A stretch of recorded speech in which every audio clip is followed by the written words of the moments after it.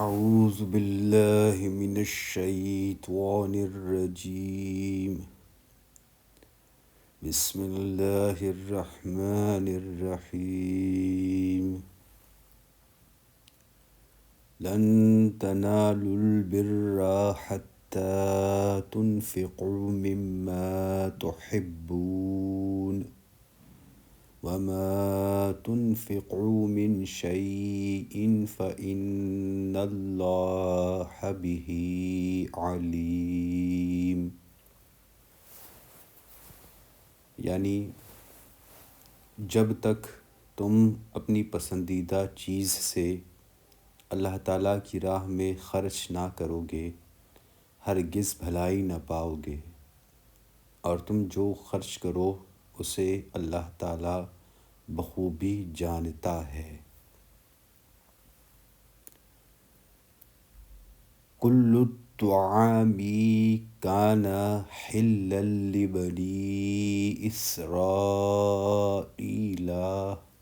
الا ما حرم اسرائیل علی نفسه من قبل ان تنزل التوراة قل فأتوا بالتوراة فاتلوها ان کنتم صادقین۔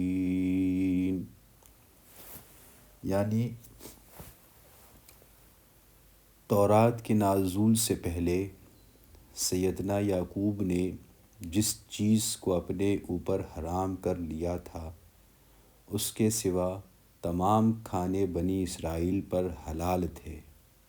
کہہ دو کہ اگر تم سچے ہو تو تورات لے آؤ اور پڑھ سناؤ۔ خلاصے میں لکھتے ہیں کہ یہ اور ما بعد کی دو آیتیں یہود کے اس اعتراض پر نازل ہوئی کہ انہوں نے نبی کریم محمد صلی اللہ علیہ وسلم سے کہا کہ آپ صلی اللہ علیہ وسلم دین ابراہیم کے پیروکار ہونے کا دعویٰ کرتے ہیں اور اونٹ کا گوشت بھی کھاتے ہیں، جبکہ اونٹ کا گوشت اور اس کا دودھ دین ابراہیم میں حرام تھا۔ اللہ تعالیٰ نے فرمایا کہ یہود کا دعویٰ غلط ہے۔ سیدنا ابراہیم صلی اللہ علیہ وسلم کے دین میں یہ چیزیں حرام نہیں تھیں۔ ہاں البتہ بعض چیزیں اسرائیل یعنی سیدنا یعقوب نے خود اپنے اوپر حرام کر لی تھی، اور وہ یہی اونٹ کا گوشت اور اس کا دودھ تھا۔ اس کی وجہ ایک نظر یا بیماری تھی، اور سیدنا یعقوب کا یہ فعل بھی نزول تورات سے پہلے کا ہے، اس لیے کہ تورات تو سیدنا ابراہیم اور سیدنا یعقوب کے بہت بعد نازل ہوئی، پھر یہود کس طرح مذکورہ دعویٰ کر سکتے ہیں؟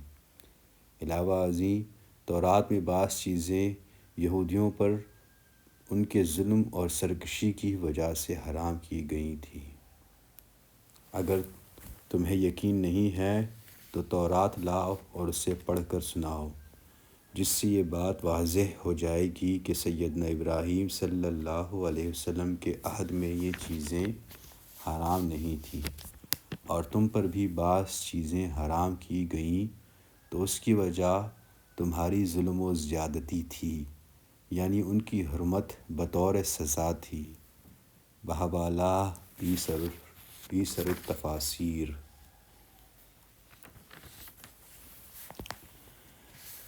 فمن افترى على الله الكذب من بعد ذلك فأولئك هم الظالمون۔ یعنی اس کے بعد بھی جو لوگ اللہ تعالیٰ پر جھوٹ بہتان باندھ دیں وہی ظالم ہیں۔ قل صدق اللہ فاتبعوا ملة إبراہیم حنیفا وما كان من المشرکین، یعنی کہہ دو کہ اللہ تعالیٰ سچا ہے، تم سب ابراہیم حنیف کی ملت کی پیروی کرو جو مشرک نہ تھے۔ اِنَّا أَوَّلَ بَيْتٍ وُضِعَ لِلنَّاسِ لَلَّذِي بِبَكَّةَ مُبَارَكًا وَهُدًى لِّلْعَالَمِينَ، یعنی اللہ تعالیٰ کا پہلا گھر جو لوگوں کے لیے مقرر کیا گیا وہی ہے جو مکہ میں ہے، جو تمام دنیا کے لیے برکت و ہدایت والا ہے۔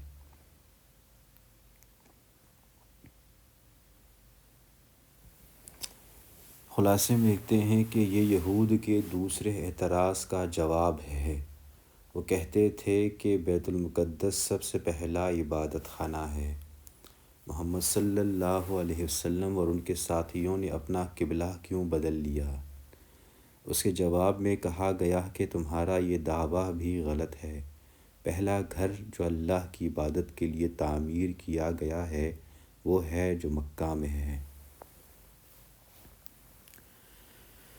فِيهِ آيَاتٌ بَيِّنَاتٌ مَقَامُ إِبْرَاهِيمَ وَمَن دَخَلَهُ كَانَ آمِنًا وَلِلَّهِ عَلَى النَّاسِ حِجُّ الْبَيْتِ مَنِ اسْتَطَاعَ إِلَيْهِ سَبِيلًا وَمَن كَفَرَ فَإِنَّ اللَّهَ غَنِيٌّ عَنِ الْعَالَمِينَ، یعنی جس میں کھلی کھلی نشانیاں ہیں، مقام ابراہیم ہے، اس میں جو آ جائے امن والا ہو جاتا ہے۔ اللہ تعالیٰ نے ان لوگوں پر جو اس کی طرف راہ پا سکتے ہوں اس گھر کا حج فرض کر دیا ہے، اور جو کوئی کفر کرے تو اللہ تعالیٰ تمام دنیا سے بے پرواہ ہے۔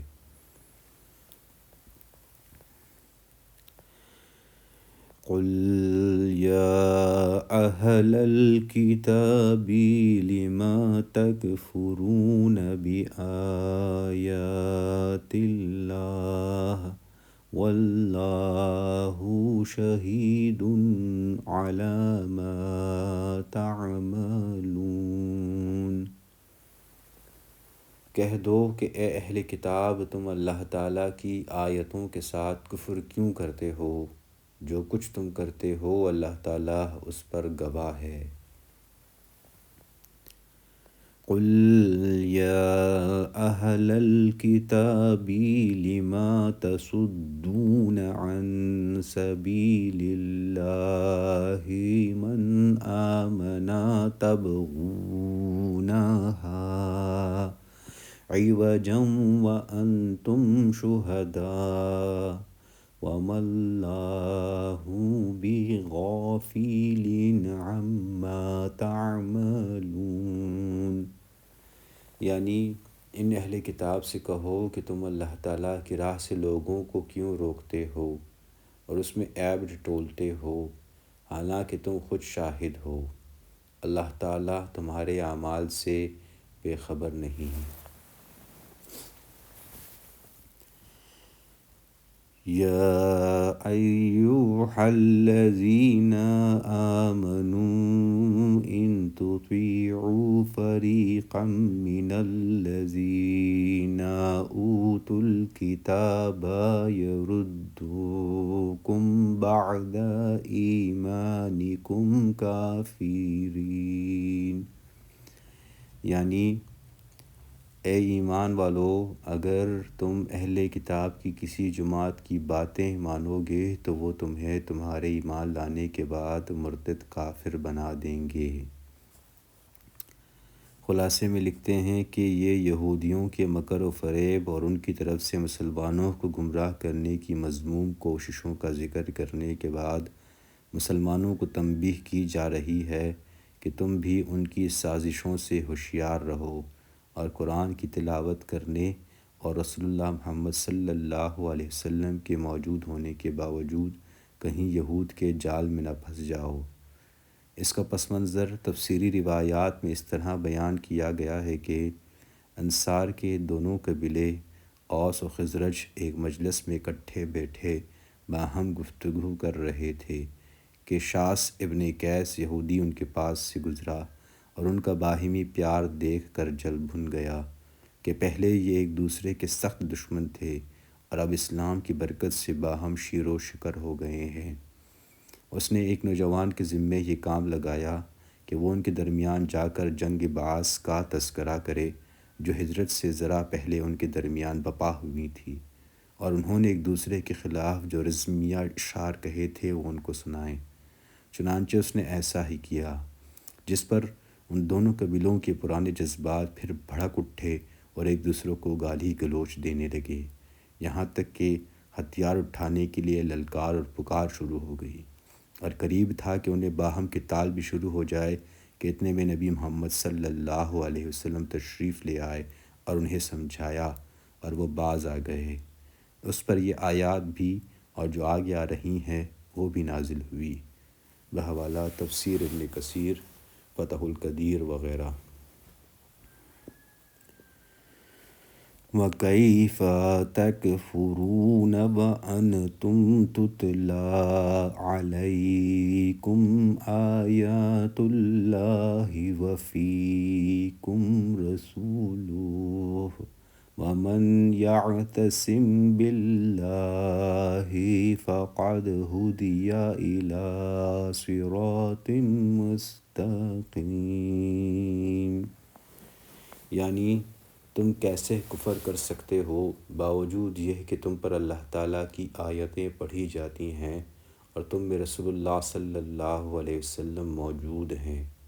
جو شخص اللہ کو مضبوط تھام لے تو بلا شبہ اسے راہ راست دکھا دی گئی۔ سبحان اللہ و بحمدہ، سبحان اللہ العظیم۔ اللہم صلی علی محمد وعلی آل محمد کما صلیت علی ابراہیم وعلی آل ابراہیم انکا حمید مجید۔ اللہم بارک علی محمد وعلی آل محمد کما بارکت علی ابراہیم وعلی آل ابراہیم انکا حمید مجید۔